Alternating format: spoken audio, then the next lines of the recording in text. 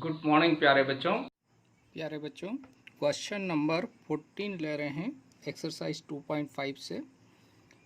Question में कहा है, देखिए, without actually calculating the cubes. मतलब ये जो दो क्वेश्चन दिए हैं आपको ऐसे न्यूमेरिकली, यानी इसको 12 का 3 टाइम्स मल्टीप्लाई करना है, यानी 7 का 3 टाइम्स और 5 का 3 टाइम्स और फिर सबको सम करना, ऐसे नहीं करना। उसने क्या कहा, without actually calculating the cube find the value of each of the following. यानी तो इसका मतलब फिर क्या करें, तो यहाँ पर कोई आइडेंटिटी या फार्मूला यूज़ हो रहा है तो उसे अप्लाई करने का बोल रहा है वो। इसको डायरेक्ट सॉल्व नहीं करना है बच्चों। तो क्या यहाँ पर देखिए क्यूब दिख रहे हैं, 3 क्यूब एक साथ। तो ऐसा एक फार्मूला हमने ये पढ़ा है कि यदि a plus b plus c का वैल्यू 0 हो तो a cube plus b cube plus c cube का वैल्यू जो है 3 टाइम्स ए बी सी का मल्टीप्लिकेशन जो भी आएगा उसका 3 टाइम्स होगा, है ना, यानी 3 टाइम्स ए बी सी के प्रोडक्ट का।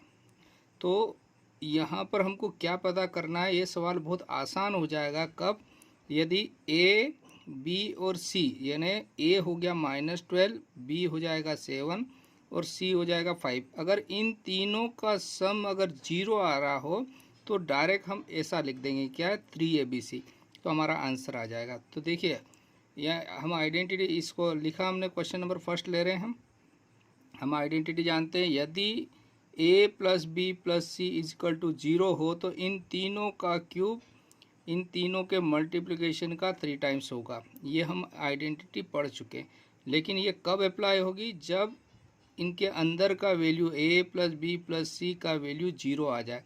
तो ये टेस्ट करने के लिए हमने क्या करा, देखिए यहाँ पर a का वैल्यू हमने लिया बच्चों, यहाँ कितना है -12, b का 7 और c का 5, है ना, यही दिया ना, -12 7 5। इन तीनों का सम कर रहे हैं, -12 प्लस 7 प्लस 5, तो ये 7 प्लस 5 12 और ये माइनस को 12 प्लस 12 -12 क्या हो गया, 0 आ गया आंसर, है ना। इन दोनों का वैल्यू, इस पूरे ABC का वैल्यू क्या हो गया, 0 हो गया, यानी इन तीनों का सम 0 हो रहा है।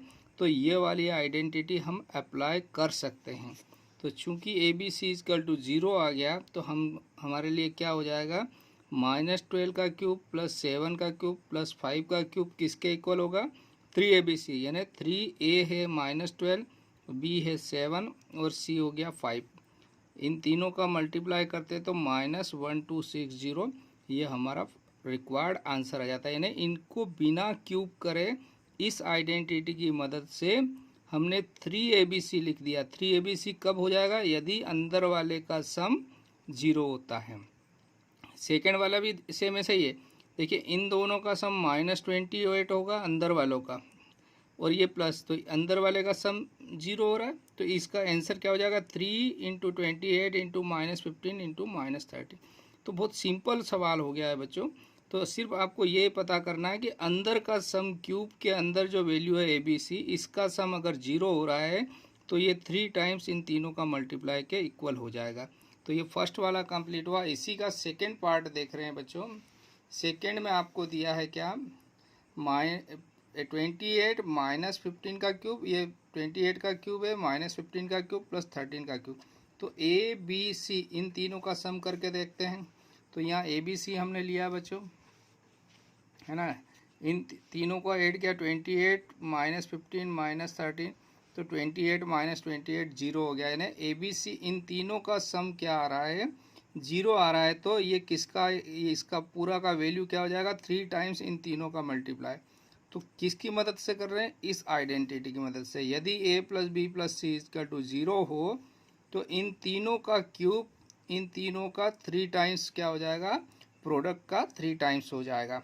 तो हमने यहाँ पर ये क्वेश्चन अकॉर्डिंग तो लिख लिया यहाँ पर, चूँकि इन तीनों का सम यहाँ 0 आ रहा है तो ये किसके इक्वल हो जाएगा, 3ABC। तो 3A है 28, B -15 और C क्या हो जाएगा, -13। देखिए यहाँ दो माइनस आ गए हैं, तो माइनस का माइनस में मल्टीप्लाई होगा प्लस हो जाएगा, तो आंसर प्लस में आ जाएगा। तीनों का हमने मल्टीप्लाई कर दिया तो 16,380, यह आपका रिक्वायर्ड आंसर है बच्चों। तो इस क्वेश्चन को एक बार और आप रिवाइज कर लेना, पूरा अच्छे से समझ में आ जाएगा बच्चों। Okay, thank you. प्यारे बच्चों, एक्सरसाइज 2.5 से क्वेश्चन नंबर 15 ले रहे हैं। देखिए क्या कहा है क्वेश्चन में, give possible expressions for the length and breadth of each of the following rectangle. यहाँ पर दो रेक्टेंगल दिए हुए हैं बच्चों, और आपको पॉसिबल एक्सप्रेशंस फॉर लेंथ यानी इनकी लेंथ और ब्रेथ निकालने को बोल रहा है। In which their area are given, और ये एरिया ऐसा पोलिनोमियल के रूप में दिया है बच्चों। ये जो एरिया दिया है ना, कैसा दिया है, पोलिनोमियल।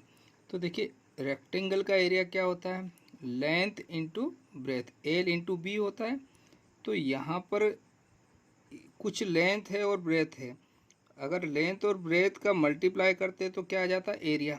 तो यहाँ पर एरिया इस प्रकार से दिया है, एक पोलिनोमियल। और कैसा पोलिनोमियल दिख रहा है, क्वाड्रेटिक। तो हमको इस क्वेश्चन में क्या करना है, इसके अगर हम फैक्टर करते हैं तो दो लीनियर फैक्टर मिलेंगे हमको।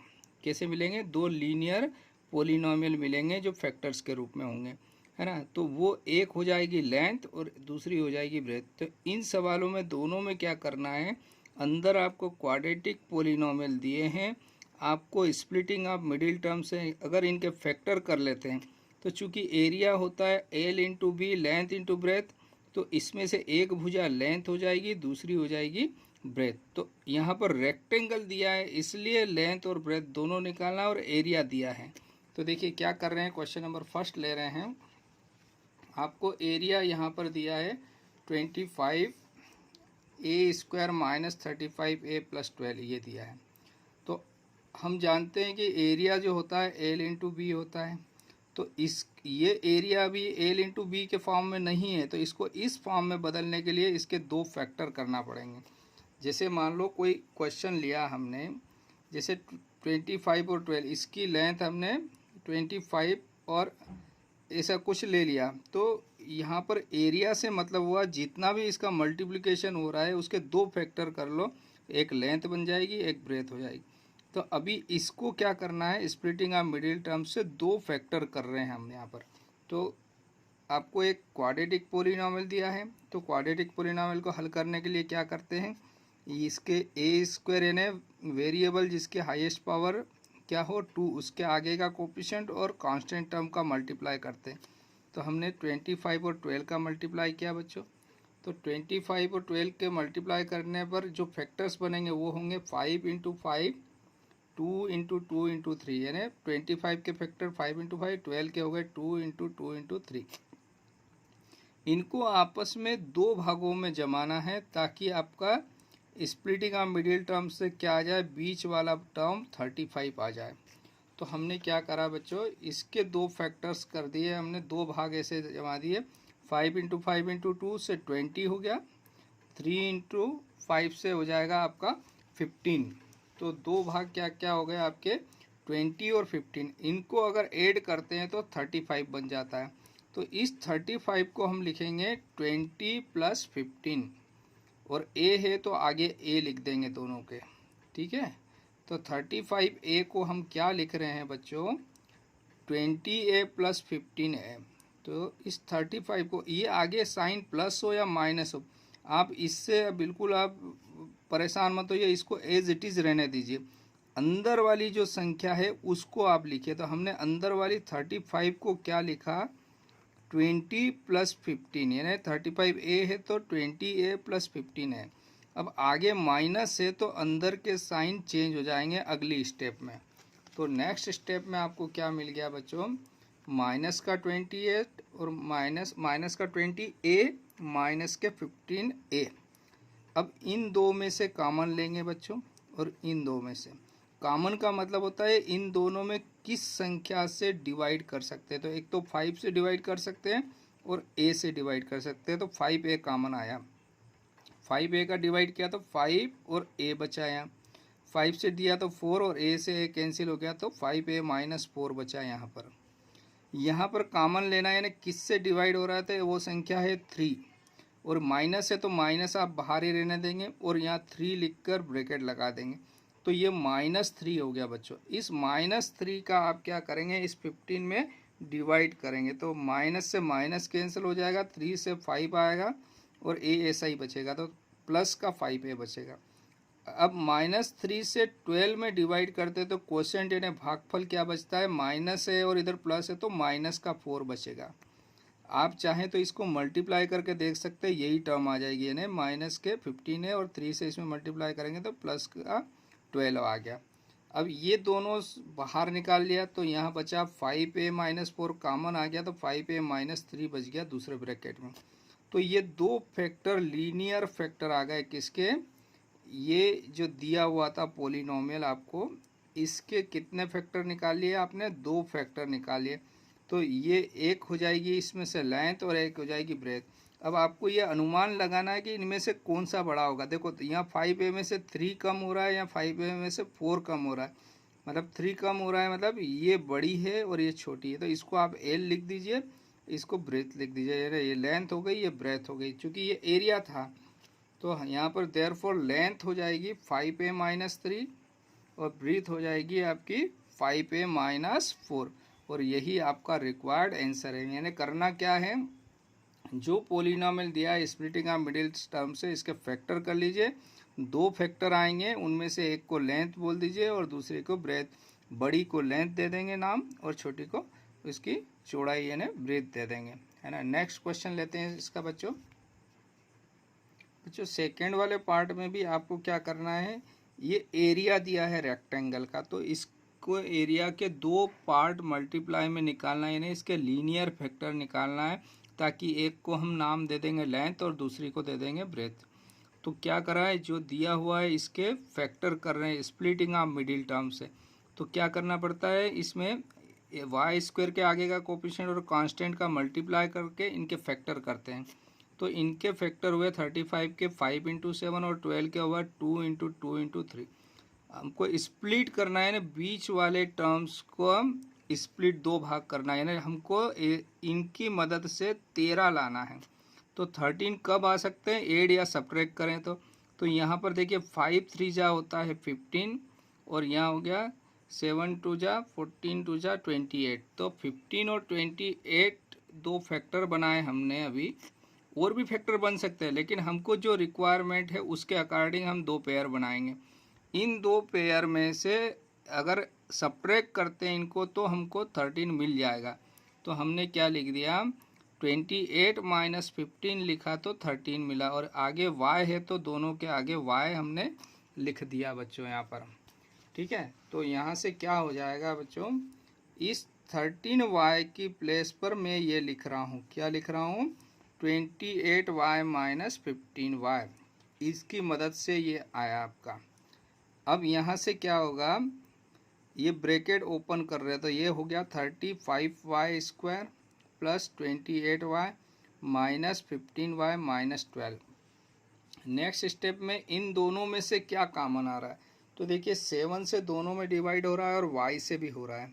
तो आपने 7y कॉमन लिया तो 7 से डिवाइड किया तो 5, y से डिवाइड किया तो y, प्लस 7 से डिवाइड किया तो आपको 4 आया, 7 4 जा 28 और y से y कैंसिल हो गया। अब यहाँ पर कॉमन से मतलब है ऐसी संख्या जिसका दोनों में भाग जा रहा है, तो 3 कॉमन आ रहा है, दोनों में 3 से भाग जा रहा है।